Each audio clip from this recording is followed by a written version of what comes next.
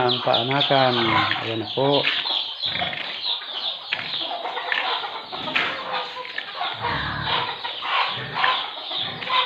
Ito naman po yung kulong ng inahin.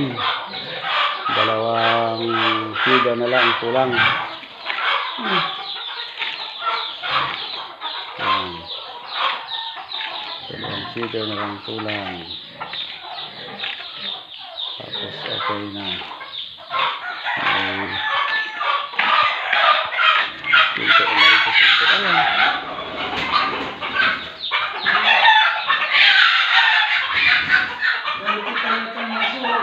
Meron ng inahin.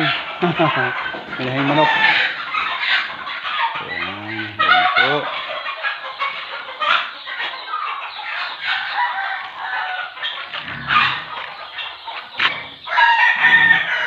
Magyan mo isipan niyo. Pag pinalimas ka na yan, wala yan dito yung mga panlaki niya.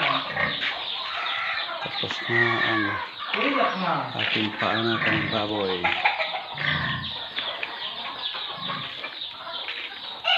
Ulak mo yung mga siw. Kung hindi gibo yung mga panlaki